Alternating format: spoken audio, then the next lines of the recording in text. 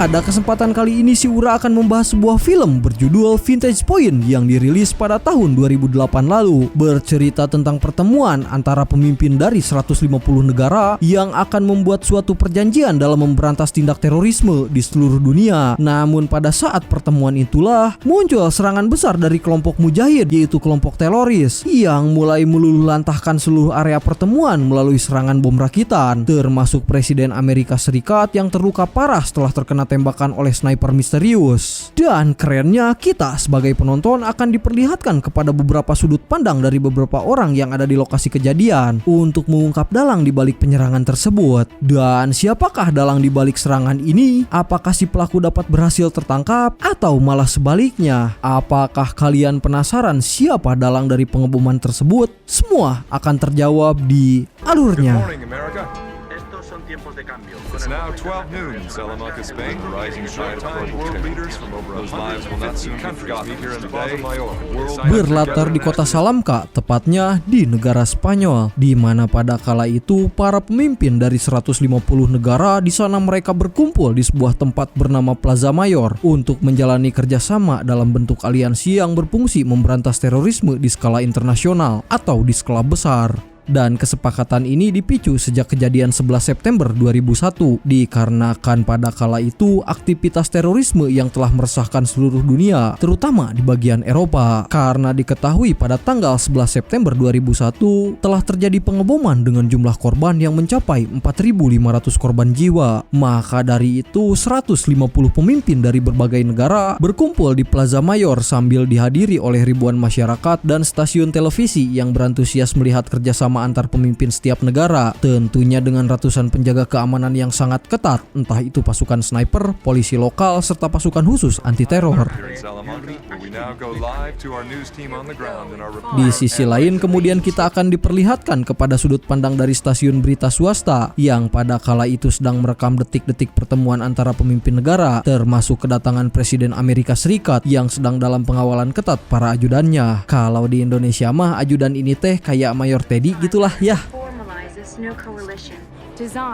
Lalu kita akan diperlihatkan kepada seorang agen senior bernama Thomas Bart, di mana pada pertemuan sebelumnya Thomas pernah berhasil menyelamatkan Presiden Amerika Serikat dari tembakan orang-orang misterius. Maka dari itu beliau selalu hadir di setiap pertemuan-pertemuan penting apapun.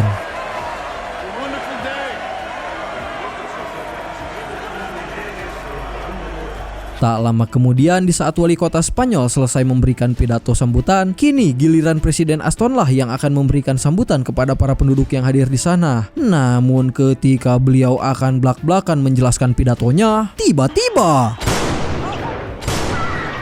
sebuah tembakan sniper langsung melesat mengenai Bapak Presiden, disusul dengan orang-orang berkemeja putih yang lari ke tengah-tengah panggung. Entah apa tujuannya, tetapi yang jelas para pengawal langsung bergerak menghentikan orang-orang tersebut sebelum kembali bertindak macam-macam. Kejadian itu pula bersamaan dengan ledakan bom dahsyat yang langsung meluluhlantahkan seluruh bangunan sehingga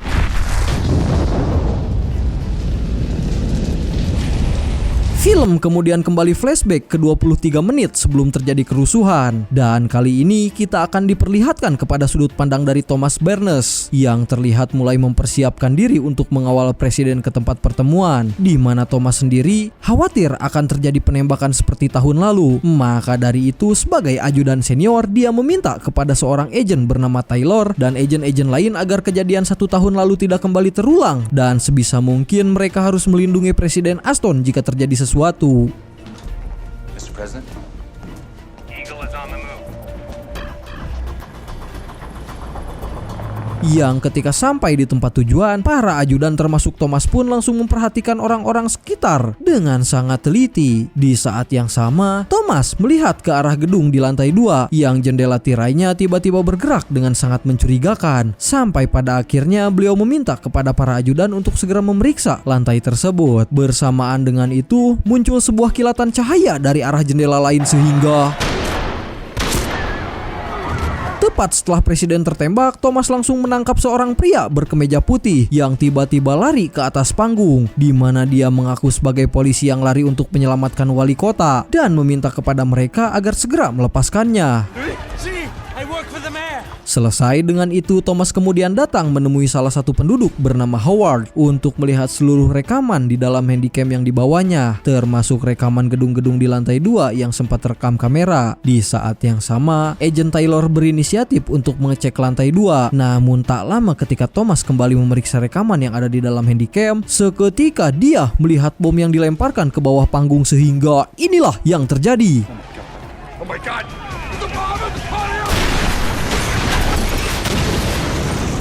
Karena ledakan tersebut membuat salah satu ajudan yang ada di dekat bangunan pun tewas terkena ledakan. Sehingga di sana salah satu agen bernama Holden pun bergegas mengejar si pria yang tadi mengaku sebagai polisi, dikarenakan dia yang berusaha melarikan diri tanpa mau diperiksa. Dan untuk Thomas sendiri, dia datang dan masuk ke dalam mobil stasiun berita untuk melihat rekaman keseluruhan yang telah diambil reporter. Bersamaan dengan itu, Thomas tiba-tiba mendapat panggilan dari Agent Taylor terkait dia yang sedang mengejar sosok pelaku yang dicurigai sebagai si penembak presiden. Namun setelah telepon selesai, Thomas lalu kembali melihat rekaman di layar monitor dan betapa terkejutnya dia karena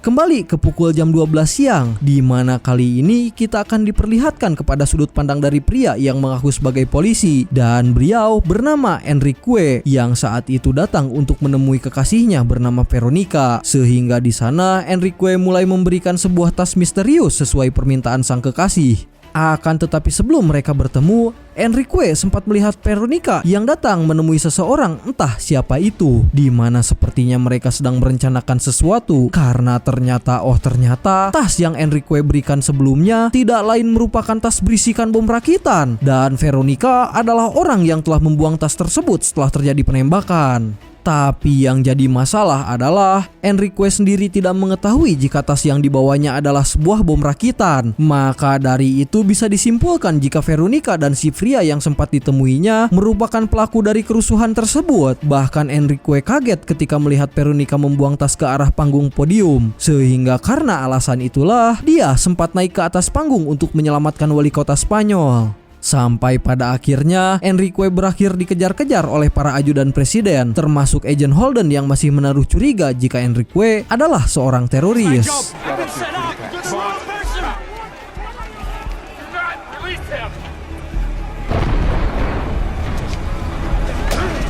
Di saat sesi pengejaran itulah Enrique yang berhasil lolos dari para ajudan pun tiba-tiba langsung terkejut saat melihat Veronica yang sudah menyamar menjadi petugas medis.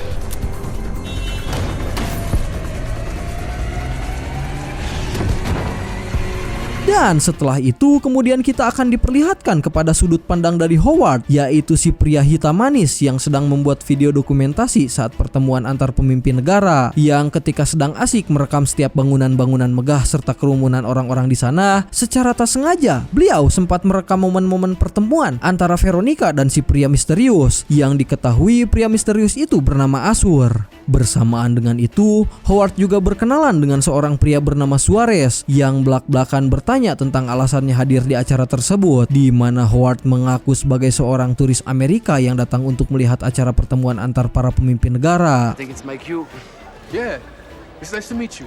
Nice to meet you too. Best of luck. Yeah, to you too. Tak lama kemudian, wali kota Spanyol mulai menyampaikan pidatonya di depan banyak orang, disusul dengan Presiden Aston yang akan segera memberikan sambutan. Ketika Howard akan merekam momen-momen pidato itulah, dia sempat mengarahkan handycam ke arah bangunan, tepatnya ke jendela lantai 2. Dan ya, terekam jelas ada orang misterius di atas sana, disusul dengan tembakan sniper ke arah Presiden Aston. Bahkan saat terjadi chaos setelah tragedi tembakan, Howard langsung merekam detik-detik penangkapan Enrique serta Veronica yang membuang bom rakitan ke arah panggung podium. Lalu di beberapa menit selanjutnya terjadilah ledakan dahsyat sehingga selesai dengan itu, Howard kemudian meminta seorang bocil yang kehilangan ibunya dan bergegas membawa si bocil menuju ke tempat aman. Namun dia terpaksa harus meninggalkan si bocil untuk membantu Agent Holden yang sedang mengejar Enrique dan terus merekam momen-momen pengejaran tersebut. Sampai pada akhirnya pengejaran pun tiba di bawah jalan flyover. Namun tepat saat Howard akan kembali mengejar Enrique, tiba-tiba dia malah melihat si bongsang yang sudah tertembak oleh seorang polisi, disusul dengan melihat si bocil bernama Anna yang hampir ditabrak mobil ambulan.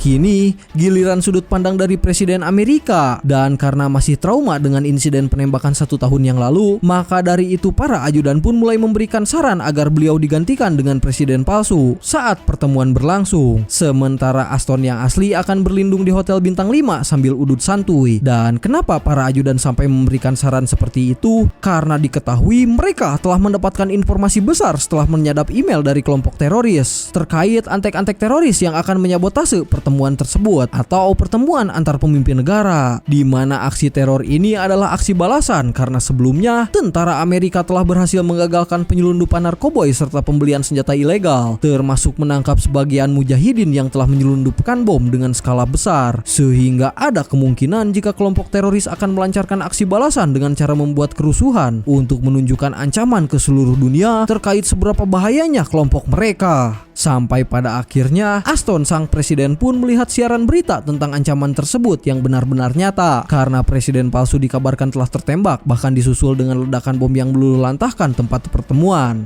You send him out there. Count on him again before we put him on your detail.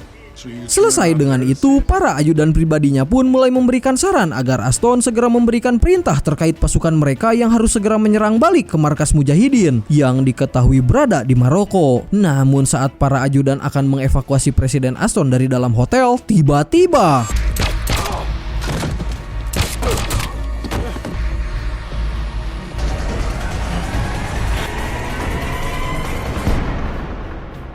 berpindah ke sudut pandang ke-6, dan kita akan diperlihatkan kepada Veronica yang pada kala itu sedang bertemu dengan si Asur, di mana Veronica dan antek-anteknya diketahui telah menyandra kakak dari si Mamang Asur dan mengancam akan membunuh jika si Asur tidak segera melakukan tugasnya dengan baik. Karena ternyata dalang di balik penembakan serta pengeboman ini tidak lain adalah Suarez, si pria yang sempat bertemu dengan Howard. Bahkan Suarez memiliki seorang penyusup yang bekerja sebagai kameramen di stasiun televisi serta sebagai pegawai di hotel tempat Pak Presiden Aston bersembunyi. Kemudian untuk si Asur sendiri adalah mantan pasukan khusus yang terpaksa harus menuruti perintah Suarez dalam menculik Presiden Aston dengan dijanjikan keselamatan kakaknya. Dari sini akhirnya kita dapat mengetahui jika orang yang telah menyerang presiden dan ajudannya tidak lain adalah si Asur. Selesai dengan itu, dia lanjut menyamar sebagai petugas medis sambil meminta antek-anteknya agar bersiap meledakkan bom di bawah hotel tempat Presiden Aston menginap. Sementara untuk Asur yang telah berhasil masuk ke dalam hotel kemudian mulai membunuh semua penjaga di ruang kontrol dan memberikan kode frekuensi para ajudan presiden kepada Suarez, disusul dengan si petugas hotel dan antek-anteknya yang langsung melakukan bom bunuh diri sehingga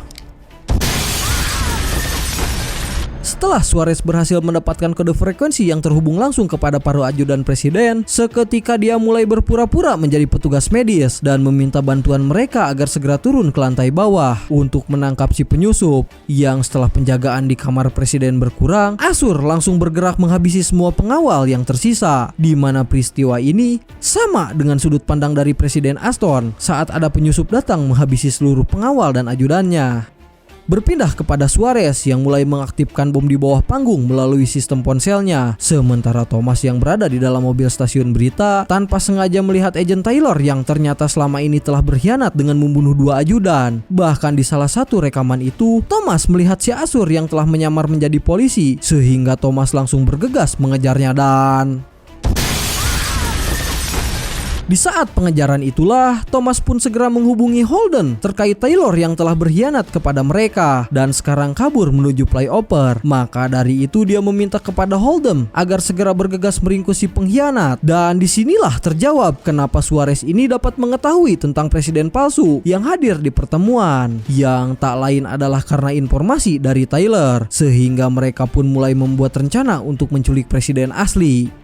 Di sisi lain, setelah Azur berhasil menculik Pak Presiden Aston yang asli dan akan membawanya pergi, seketika dia meminta Veronica agar segera melepaskan kakaknya yang masih ditahan. Bahkan Azur di sana sampai mengancam jika terjadi apa-apa terhadap sang kakak, maka dia tidak akan segan-segan akan menghabisi Veronica dan Suarez. Namun Veronica malah balik mengancam Azur jika beliau ingin kembali bertemu dengan sang kakak, maka beliau harus membantunya membawa presiden sampai ke flyover. That your brother died because of you.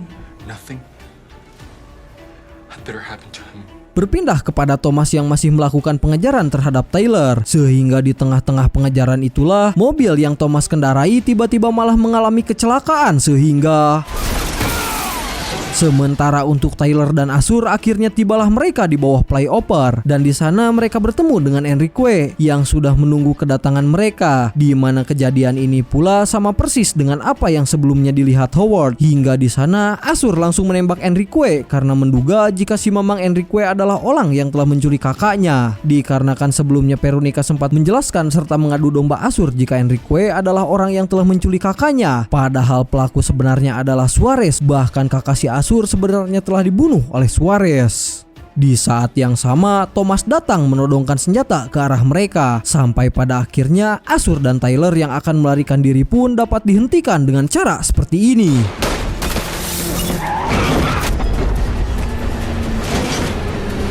Sejenak kita lupakan mereka dan berpindah kepada Presiden Aston yang mulai sadarkan diri dan langsung memberontak. Namun Suarez yang sempat kehilangan fokus pun hampir menembak Anna yang sedang lari ke tengah jalan. Saat terjadi kecelakaan itulah untungnya Howard muncul dan berhasil menyelamatkan Anna. Sementara untuk mobil ambulan yang dibawa Suarez berakhir juksruk mengalami kecelakaan. Tak lama kemudian Thomas pun datang ke arah ambulan yang ketika beliau memeriksanya, di dalam mobil ada Pak Presiden Aston yang ternyata berhasil selamat, sementara Veronica tewas dalam kecelakaan tersebut. Akan tetapi saat beliau akan diselamatkan, Suarez tiba-tiba mulai kembali sadar, tetapi dengan cepat Thomas langsung menembaknya saat itu juga.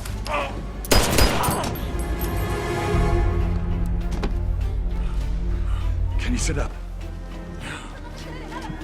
That's not important. Singkat cerita, akhirnya petugas medis pun datang ke bawah flyover untuk mengevakuasi Pak Presiden Aston yang terkena tembakan. Sehingga film pun ditutup dengan laporan tentang Pak Presiden Amerika yang berhasil terselamatkan dari tragedi pembunuhan antek-antek teroris. Maka dari kejadian semua itu, para pemimpin dari seluruh Eropa akan kembali membuat kerjasama dalam memberantas tindak teroris di seluruh belahan dunia. Tamat. Dan menurut Mimin, terorisme adalah perbuatan yang menimbulkan suasana teror secara meluas yang tentunya sangat merugikan semua negara, seperti menghilangkan nyawa seseorang, menebar rasa cemas dan ketakutan secara emosional, serta menyebabkan kerusakan pada fasilitas publik. Bahkan ancaman teror ini dapat mempengaruhi kestabilan politik, ekonomi suatu negara, dan bisa memecah belah persatuan bangsa. Contoh besarnya adalah penyerangan yang mungkin semua orang sudah pada tahu pada tanggal 11 September 2001, di mana kelompok pemberontak yang diberi nama kelompok Al-Qaeda mulai membajak 4 pesawat jet dan menabrakkan pesawat tersebut ke menara kembar, yaitu Menara Center di kota New York, sehingga lebih dari 3.000 korban jiwa tewas dalam serangan tersebut dan menjadikan peristiwa itu sebagai serangan teroris dengan jumlah korban terbanyak sepanjang sejarah. Selesai, dan itulah film yang Bang Ur bahas kali ini. Saya Ucok Bastar mewakili tim Bang Ur, pamit undur diri dan salam Abah Ambu.